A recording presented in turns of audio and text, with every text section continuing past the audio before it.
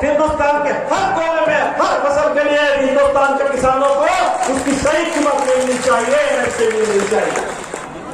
देश के चर्चित कम्युनिस्ट नेता भाकपा माले के महासचिव और जिन्होंने पूरे हिंदुस्तान के इस किसान आंदोलन को एक नई ताकत शुरू से दी है, आग्रह करूंगा कि वे आए मजदूर किसान महापंचायत से संबोधित।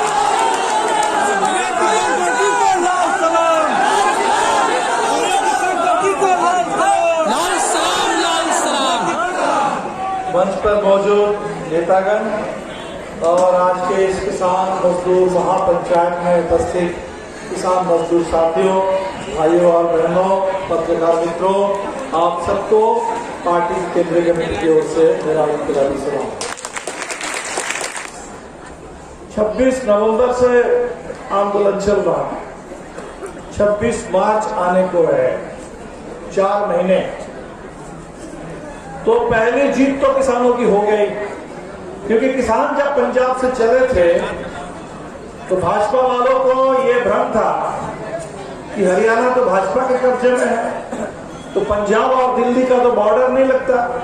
पंजाब वालों को हरियाणा से गुजरते हुए तब दिल्ली पहुंचना है, और इन्होंने सोचा था कि हरियाणा की सड़कें खोद देंगे, हरियाणा की पुलिस को उतार देंगे और हरियाणा वालों को पंजाब के खिलाफ पूरा उनको भड़का देंगे, तो पंजाब वाले दिल्ली तक नहीं पहुंच पाए। लेकिन ये आंदोलन ने देखा कि हरियाणा की सरकार फेल हो गई। हरियाणा के कुछ सड़कों को इन्होंने खोद दिया था, लेकिन हरियाणा के पुलिस ने भी कह दिया कि हम पंजाब वालों पर लाठी नहीं चलाएंगे, और पंजाब वाले जहां सड़कें भी बंद थी वहां खेतों से ट्रैक्टर चला करके पंजाब और हरियाणा मिल करके वो पहुंच गया है दिल्ली के बॉर्डर पर।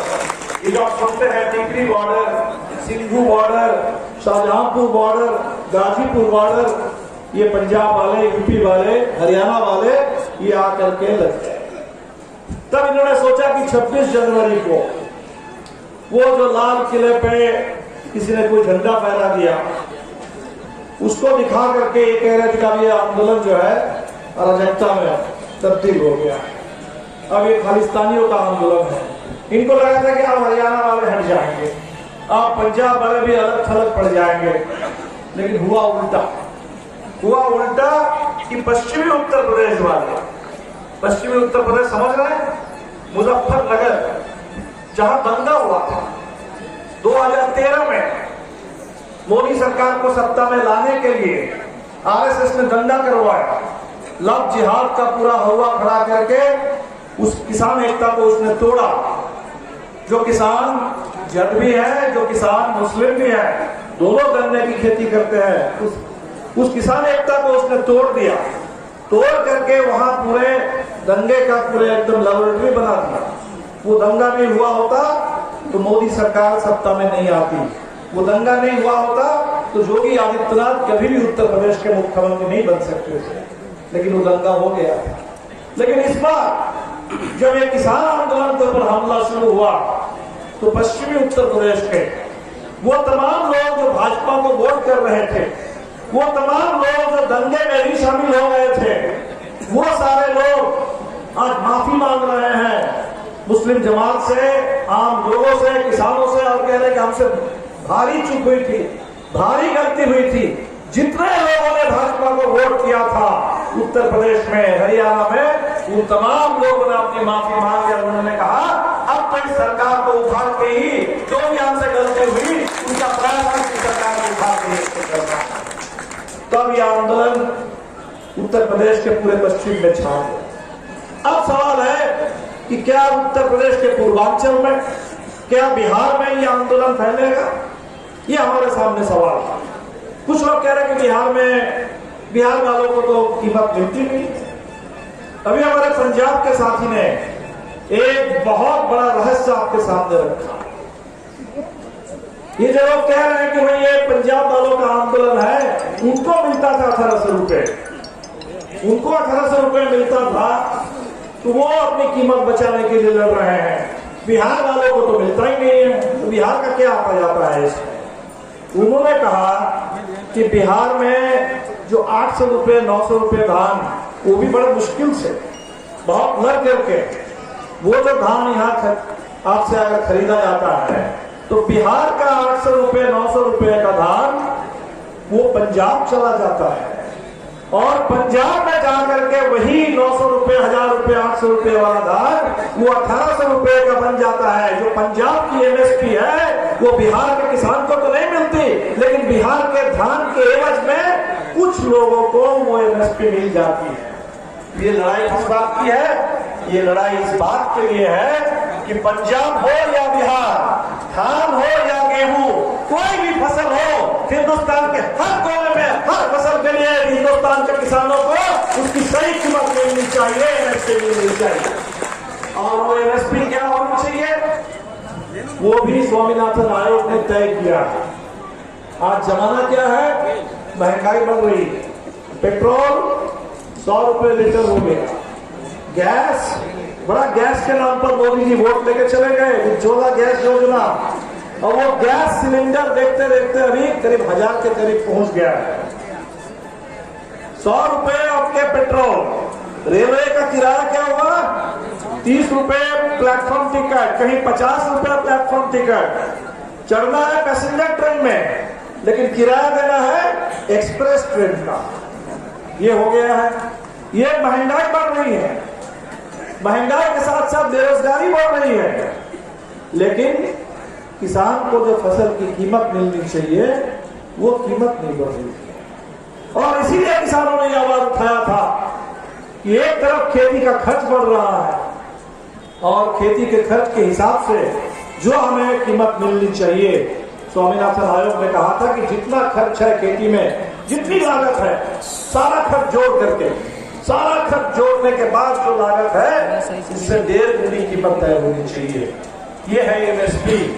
केरल में, पुदुचेरी में अभी किसान नेताओं का दौरा था बंगाल में, और किसान नेताओं ने जाकर के बंगाल में, असम में भी ये बातें की, और बंगाल में भी लोगों ने कहा है बिल्कुल ये सही बात है। और 27 मार्च से जो चुनाव शुरू होगा, बहुत सारे मुद्दे हैं, महंगाई का सवाल है, रोजगार का सवाल है, बेरोजगारी का सवाल है, लेकिन निजीकरण का सवाल है, लेकिन सबसे बढ़ करके जो किसान इस देश में आंदोलन कर रहे हैं अपने कानूनों के पक्ष में, और मोदी सरकार ने जो कानून थोप दिया है अदानी अंबानी वाला, इन कानूनों को खत्म करने के लिए ये चुनाव भी 5 राज्य में किसानों का साथ देगा और एक एक वोट भाजपा के खिलाफ जाएगा, मोदी सरकार के खिलाफ जाएगा। और इसीलिए 26 मार्च जो किसान संगठनों ने ऐलान किया, मजदूर संगठनों ने भी सहमति दे दी, पूरे देश के नौजवान भी साथ हैं। 26 मार्च को जब 4 महीने पूरे होने वाले हैं किसान आंदोलन के, मार्च के अंत में होली है, 27 तारीख से बंगाल में वोट पड़ना शुरू होगा, असम में वोट पड़ना शुरू होगा, तो 26 मार्च को पूरे हिंदुस्तान में ऐलान किया है किसान संगठनों ने कि भारत बंद रहेगा। और इस महापंचायत से हम लोग तय करके जाएंगे कि बिहार में डब्बे में पूरा बिहार भी बंद रहेगा, भारत बंद और बिहार बंद। वो संदेश जाएगा मोदी सरकार के पास, आपका संदेश जाएगा बंगाल के गांव में, असम के गांव में, वहां जो वोट पड़ेंगे लोग याद रखेंगे कि पूरे देश के किसानों ने जो कहा है हमें किसान के हित में वोट करना है। बिहार में बिहार को चुनौती दे रहे हैं। अभी हमारे साथियों ने बताया कि बिहार का किसान आंदोलन का इतिहास, 11 तारीख को शाहजान सरस्वती की जयंती पर हमने पूरे बिहार में किसान दिवस मनाया, क्योंकि अब जो किसानों का आंदोलन है लंबा चलने वाला।